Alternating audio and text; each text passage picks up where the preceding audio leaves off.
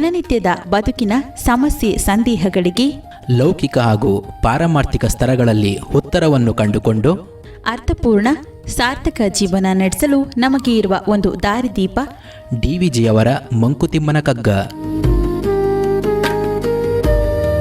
ಕನ್ನಡದ ಭಗವದ್ಗೀತೆ ಎಂದು ಪ್ರಸಿದ್ಧವಾದ ಈ ಜ್ಞಾನ ಭಂಡಾರದ ಅನಾವರಣವೇ ನಿತ್ಯದ ಬದುಕಿಗೆ ಕಗ್ಗದ ಬೆಳಕು. ತಪ್ಪದೇ ಕೇಳಿ, ಪ್ರತಿದಿನ ಬೆಳಗ್ಗೆ 7:15 ನಿಮ್ಮ ಜನಧ್ವನಿ ಬಾನುಲಿಯಲ್ಲಿ.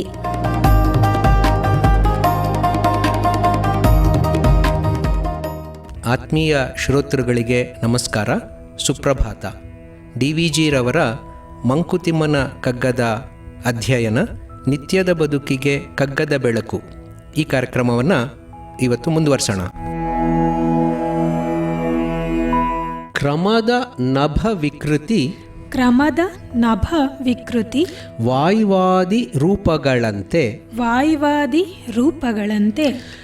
ಕೃಮಿ ಬೀಜದಿಂ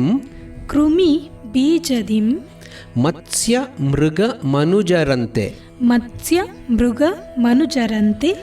ಕ್ರಮವಿವರವೇನಿರಲಿ ಸೃಷ್ಟಿಯ ವಿಧಾನದಲ್ಲಿ ಸಮಸದದು ಸತ್ವವನು ಮಂಕುತಿಮ್ಮ.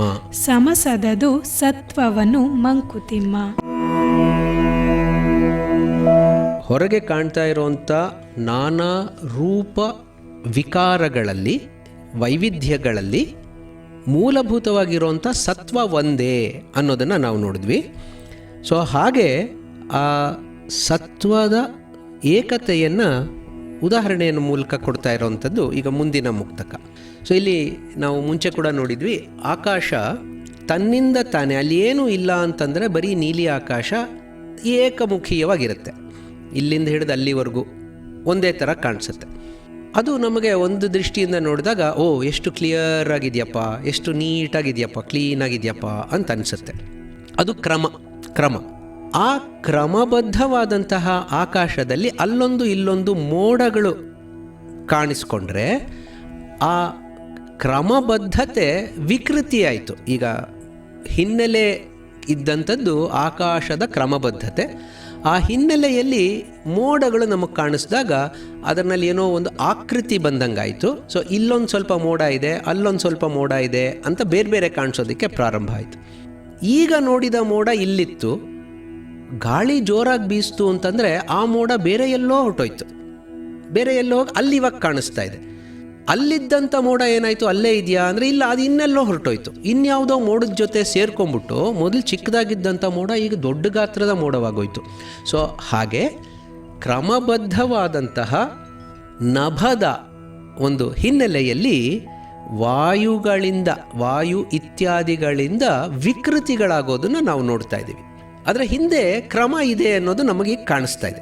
ಕ್ರಮ ಇದೆ, ಆ ಕ್ರಮದ ಹಿನ್ನೆಲೆ ಇದೆ, ಚಿತ್ರಪಟ ಇದ್ದಂತೆ.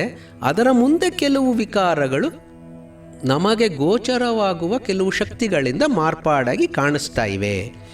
ಹಿಂದೆ ಇರುವಂಥ ಕ್ರಮ ಚೆನ್ನಾಗಿದೆ, ಅದರ ಜೊತೆಗೆ ಮುಂದೆ ಇರುವಂಥ ವಿಕಾರಗಳು ಕೂಡ ನಮಗೆ ಗೋಚರವಾಗ್ತಾ ಇದೆ. ಅದು ಜಡದ ಒಂದು ವಿಚಾರವಾದರೆ, ಜೀವದ ವಿಚಾರಕ್ಕೆ ಬಂದಾಗಲೂ ಕೂಡ ಅದೇ ರೀತಿ. ಒಂದು ಬೀಜದಿಂದ ಒಂದು ಜೀವಿ ಉತ್ಪನ್ನವಾಗುತ್ತೆ. ನಮಗೆ ಕಾಣ್ತಾ ಇರುವಂತಹ ಬೇರೆ ಬೇರೆ ಜೀವರಾಶಿಗಳಿದೆ. ಇಲ್ಲಿ ಒಂದು ಬೇವಿನ ಮರ ಇದೆ, ಅದರ ಪಕ್ಕದಲ್ಲಿ ಒಂದು ಮಾವಿನ ಮರ ಇದೆ. ಇದ್ಯಾಕಪ್ಪ ಬೇವಿನ ಮರ ಬೇರೆ ಮಾವಿನ ಮರ ಬೇರೆ ಅಂತಂದರೆ ಅದರ ಮೂಲಕ್ಕೆ ಹೋಗೋಣ. ಬೇವಿನ ಸಸಿ ಬೇವಿನ ಮರವಾಯಿತು, ಬೇವಿನ ಸಸಿ ಮಾವಿನ ಮರ ಆಗಕ್ಕೆ ಸಾಧ್ಯ ಇಲ್ಲ. ನಾವು ಮಾವಿನ ಬೀಜವನ್ನು ಬಿತ್ತಿದ್ರೆ ಅದು ಮಾವಿನ ಮರವೇ ಆಗುತ್ತೆ, ಇನ್ಯಾವುದು ಹೊಂಗೆ ಮರ ಆಗಕ್ಕೆ ಅದು ಸಾಧ್ಯ ಇಲ್ಲ. ಸೊ ಆ ಬೀಜಕ್ಕೆ ನಾವು ಹೋದಾಗ, ಮೂಲಕ್ಕೆ ನಾವು ಹೋದಾಗ ಅದರಲ್ಲೂ ಕ್ರಮಬದ್ಧತೆ ಇರೋದನ್ನು ನಾವು ನೋಡ್ತೀವಿ. ಅದೇ ರೀತಿಯಲ್ಲೇ ಮತ್ಸ್ಯ, ಮೀನು ಬರಬೇಕಾದ್ರೆ ಒಂದು ರೀತಿಯ ಮೀನು ಇನ್ನೊಂದು ರೀತಿಯ ಮೀನನ್ನೇ ಹುಟ್ಟಾಕುತ್ತಾ ಅಂತಂದರೆ ಇಲ್ಲ, ತನ್ನ ರೀತಿಯ ಮೀನನ್ನು ಮಾತ್ರ ಹುಟ್ಟಾಕಕ್ಕೆ ಸಾಧ್ಯ. ತಿಮಿಂಗಲ, ಅದರ ಮರಿ ತಿಮಿಂಗಲವೇ ಆಗುತ್ತೆ, ಅದು ಇನ್ಯಾವುದೋ ರೀತಿಯ ಮೀನಾಗಕ್ಕೆ ಸಾಧ್ಯ ಇಲ್ಲ. ಹಾಗೆಯೇ ಎಲ್ಲ ಮೃಗಗಳು, ಎಲ್ಲ ಮನುಜರು. ಆದರೆ ಇಲ್ಲಿ ಈಗ ನಾವು ನೋಡಿದಂತೆ ಒಂದು ಕೋತಿಯ ಮರಿ ಕೋತಿಯೇ ಆಗುತ್ತೆ, ಮಂಗವನ್ನೇ ಸೃಷ್ಟಿ ಮಾಡ್ತಾ ಇದೆ. ಅಂದರೆ ನಾವು ವಿಕಾಸದ ಒಂದು ಕಥೆಯಲ್ಲಿ ಕೇಳ್ತೀವಿ, ಮಾನವ ಬಂದದ್ದು ಮಂಗನಿಂದ, ಮಂಗನಿಂದ ಮಾನವ ಬಂದ ಅಂತ. ಅದು ಹೇಗೆ? ಸೊ ನಾವು ಈ ಕಾಲದ ಒಂದು ಪ್ರವಾಹವನ್ನು ನೋಡಿದಾಗ ಅದರಲ್ಲಿ ವಿಕಸನಗಳು ವಿಕಾಸಗಳು ಆಗ್ತಾ ಇವೆ, ಬದಲಾವಣೆಗಳು ಆಗ್ತಾ ಇವೆ. ಅದು ಸಹಸ್ರಾರು ವರ್ಷಗಳ ಕಾಲ ಪರಿಧಿಯನ್ನು ನಾವು ನೋಡಿದಾಗ ಅದರಲ್ಲಿ ಗೋಚರವಾಗುವ ಒಂದು ಕ್ರಮಬದ್ಧತೆಯೇ ಬೇರೆ. ನಾವು ನಮ್ಮ ಸೀಮಿತವಾದಂಥ ಕಾಲ ನಿಯಮದಲ್ಲಿ, ದೇಶ ನಿಯಮದಲ್ಲಿ, ವಸ್ತು ನಿಯಮದಲ್ಲಿ ನೋಡಿದಾಗ, ಆ ಸೀಮಿತತೆಯಲ್ಲಿ ನೋಡಿದಾಗ ನಮಗೆ ಗೋಚರವಾಗುವಂಥ ಕ್ರಮಬದ್ಧತೆ, ವೈವಿಧ್ಯತೆ ಇದು ಬೇರೆ. ಸೊ ಆ ಕ್ರಮಬದ್ಧತೆ ಏನೇ ಇರಲಿ ಸೃಷ್ಟಿಯ ವಿಚಾರದಲ್ಲಿ, ಬೇಗನೆ ಬೇಕಾದರೂ ಚೇಂಜ್ ಆಗಲಿ, ಚೇಂಜೇ ಆಗದೆ ಅದೇ ಕಂಟಿನ್ಯೂ ಆಗ್ತಾ ಇರಲಿ, ಮೂಲಭೂತವಾದಂತಹ ಸತ್ವ ಏನಿದೆಯೋ ಅದು ಯಾವತ್ತಿಗೂ ಸವಿಯಲ್ಲ. ಮಂಗನಲ್ಲಿರುವಂತಹ ಶಕ್ತಿಯೇ ಮಾನವನಲ್ಲಿ ಬಂದಿದೆ. ಈಗ ಮಾನವನಿಂದ ಮಾನವನೇ ಸೃಷ್ಟಿ ಆಗ್ತಾ ಇದ್ದಾನೆ, ಆದರೆ ಅದು ಬಂದದ್ದು ಮಂಗನಿಂದ ಅಂತ ನಾವು ಅಂದ್ಕೊಳ್ಬೇಕು. ಅಮೂಲ ಅಲ್ಲಿತ್ತು. ಸೊ ಹಾಗೆ ಈ ವಿಕಾಸ, ಈ ಎವಲ್ಯೂಷನ್ ಅನ್ನೋದೇನಿದೆ, ಆ ಎವಲ್ಯೂಷನ್ ನಿರಂತರವಾಗಿ ನಡೀತಾ ಇರುವಂಥ ಒಂದು ಪ್ರಕ್ರಿಯೆ. ಅದಕ್ಕೆ ಬೇರೆ ಬೇರೆ ಕಾರಣಗಳಿಂದಾಗಿ ಬದಲಾವಣೆಗಳ ಅನಿವಾರ್ಯತೆಗಳು ಬರ್ತಾ ಇರ್ತವೆ. ಈ ಜಿರಾಫೆಯ ಕತ್ತು ಯಾಕಪ್ಪ ಉದ್ದ ಆಯಿತು ಅಂತಂದರೆ ಡಾರ್ವಿನಿಯನ್ ಥಿಯರಿ ಹೇಳುತ್ತೆ, ಏನೋ ಒಂದು ಎಕ್ಸ್ಪ್ಲನೇಷನನ್ನು ಕೊಡುತ್ತೆ, ಇದಕ್ಕೋಸ್ಕರ ಇದು ಹಿಂಗಾಯಿತು.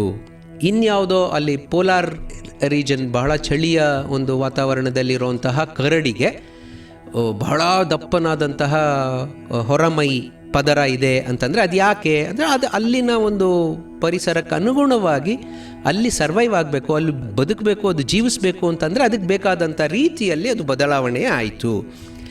ಈಗ ಆ ಬದಲಾವಣೆ ನಮಗೆ ಕಾಣಲ್ಲ. ನಮಗೆ ಕಾಣೋದೇನೆಂದರೆ ಪೋಲಾರ್ ಬೇರಿನ ದಪ್ಪ ಚರ್ಮ ಪೋಲಾರ್ ಬೇರಿನ ಮರಿಗೂ ತಾನಾಗಿಯೇ ಬಂದಿದೆ ಅಂತ. ಸೊ ಒಂದು ಕ್ರಮಬದ್ಧತೆ ಅಲ್ಲಿ ನಾವು ನೋಡ್ತೀವಿ. ಸೊ ಹೀಗೆ ಆ ವಿವರಣೆಯ ಒಂದು ಇದು ಏನೇ ಇದ್ದರೂ ಕೂಡ ನಾವು ಮೂಲಭೂತವಾಗಿ ನೋಡಬೇಕಾಗಿರೋದೇನಪ್ಪ ಅಂತಂದರೆ, ಅದು ಮೂಲ ಸತ್ವ ಏನಿದೆಯೋ ಆ ಸತ್ವವನ್ನು ಅದು ಕಡಿಮೆ ಮಾಡ್ತಾ ಇಲ್ಲ. ಎಲ್ಲ ಜೀವಿಗಳಲ್ಲೂ ಆ ಒಂದು ಸತ್ವ ತನ್ನದೇ ಆದ ರೀತಿಯಲ್ಲಿ ಪ್ರಕಟವಾಗ್ತಾ ಇದೆ ಅಂತ. ಸೊ ನಾವು ಇದು ದೊಡ್ಡದು ಅದು ಚಿಕ್ಕದು ಅಂತ ಅಂದ್ಕೊಳ್ಳೋದಾಗಲಿ, ಅಥವಾ ಮನುಷ್ಯ ಎಲ್ಲ ಜೀವಿಗಳಿಗಿಂತ ಬಹಳ ಒಂದು ಮುಂದುವರೆದಂತಹ ಪ್ರಾಣಿ, ಬಹಳ ಬುದ್ಧಿವಂತ ಪ್ರಾಣಿ ಅಂತ ಬೀಗೋದಾಗಲಿ ಅದರ ಅವಶ್ಯಕತೆ ಏನಿಲ್ಲ. ಯಾಕೆಂದರೆ ಎಲ್ಲ ಜೀವಿಗಳಲ್ಲೂ ಕೂಡ ಪ್ರಕಟವಾಗ್ತಾ ಇರುವಂಥ ಸತ್ವ ಆ ಮೂಲ ಸತ್ವವೇ. ಅದು ಎಲ್ಲೂ ಕೂಡ ಸವಿದು ಹೋಗಿಲ್ಲ. ಒಂದು ಪಕ್ಷಿಯನ್ನು ನಾವು ತಗೊಂಡ್ರೆ ಆ ಪಕ್ಷಿ ಅದೆಷ್ಟೋ ವರ್ಷಗಳಿಂದ, ಎಷ್ಟೋ ತಲೆಮಾರುಗಳಿಂದ ಒಂದೇ ರೀತಿಯಲ್ಲಿ ಗೂಡು ಕಟ್ಟುವಂಥ ತನ್ನ ಶಕ್ತಿಯನ್ನು ಉಳಿಸ್ಕೊಂಡು ಬಂದಿದೆ. ಟೈಲರ್ ಬರ್ಡ್ ಅಂತ ಒಂದು ಬರ್ಡ್ ಇದೆ, ದರ್ಜಿ ಹಕ್ಕಿ. ಆ ದರ್ಜಿ ಹಕ್ಕಿ ಕೆಲವು ಗಿಡಗಳಲ್ಲಿ ಆಯ್ಕೆ ಮಾಡಿಕೊಂಡು, ಆ ಗಿಡಗಳ ಕೆಲವು ಎಲೆಗಳನ್ನು ಆಯ್ಕೆ ಮಾಡಿಕೊಂಡು, ಹೇಗೆ ನಾವು ಬಟ್ಟೆಯನ್ನು ಹೊಲಿದು ಸೂಜಿಯಿಂದ ದಾರವನ್ನು ಪೋಣಿಸಿ ಹೊಲಿದು ನಾವು ಬಟ್ಟೆಗಳನ್ನು ಮಾಡ್ಕೊಳ್ತೀವೋ ಹಾಗೆ ಒಂದು 4-6 ಅಗಲವಾದಂತಹ ಎಲೆಗಳನ್ನು ಸೇರಿಸಿ ತನ್ನ ಕೊಕ್ಕಿನಿಂದ ಚುಚ್ಚಿ ಹುಲ್ಲಿನ ಒಂದು ಇದನ್ನೇ ದಾರವಾಗಿ ಮಾಡಿಕೊಂಡು ದರ್ಜಿಯಂತೆ ಹೊಲಿಯುತ್ತೆ. ಅದಕ್ಕೆ ಟೈಲರ್ ಬರ್ಡ್ ಅಥವಾ ದರ್ಜಿ ಹಕ್ಕಿ ಅಂತ ಕರೆಯುವಂಥದ್ದು.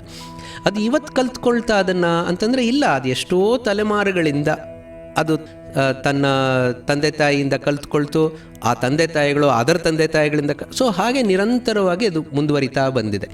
ಸೊ ಅಲ್ಲಿ ಪ್ರಕಟವಾಗ್ತಾ ಇರುವಂತಹ ಮೂಲ ಸತ್ವ ನಾವು ಗೌರವಿಸಬೇಕಾದಂತಹ ಸತ್ವ. ಇವತ್ತಿನ ದಿನ ಮನುಷ್ಯ ಅದನ್ನು ಕಂಡು ಹಿಡ್ಕೊಂಡಿದ್ದಾನೆ. ನಿಜ ಆ ದರ್ಜಿ ಹಕ್ಕಿ ಮನುಷ್ಯಂತರ ಬೇರೆ ಬೇರೆ ಥರದ ಕಟ್ಟಡಗಳನ್ನು ಕಟ್ಟೋ ಸಾಮರ್ಥ್ಯ ಪಡೀದೇ ಇರಬಹುದು. ಹಾಗಂದ ಮಾತ್ರಕ್ಕೆ ಅದರ ಒಳಗಿರುವ ಸತ್ವ ಕಡಿಮೆ ಅಂತ ಅಲ್ಲ. ಆ ಕ್ರಮ ಏನೇ ಇದ್ದರೂ ಕೂಡ ಸೃಷ್ಟಿಯ ವಿಧಾನದಲ್ಲಿ ಅದಕ್ಕೆ ತನ್ನದೇ ಆದಂತಹ ಒಂದು ವಿಶೇಷವಾದಂಥ ಸ್ಥಾನ ಇದೆ, ಗೌರವ ಇದೆ. ಆ ಗೌರವವನ್ನು ನಾವೆಲ್ಲರೂ ವ್ಯಕ್ತಪಡಿಸಬೇಕು. ಅದರಲ್ಲಿರೋಂಥ ಆ ಒಂದು ಮೂಲ ತತ್ವಕ್ಕೆ ನಾವು ಯಾವುದೇ ರೀತಿಯ ಕುಂದು ಬಾರದಂತೆ ನಮ್ಮ ಜೀವನವನ್ನು ನಾವು ನಡೆಸಬೇಕು ಅನ್ನೋದು ಭಾಳ ಮುಖ್ಯವಾದಂಥ ವಿಚಾರ.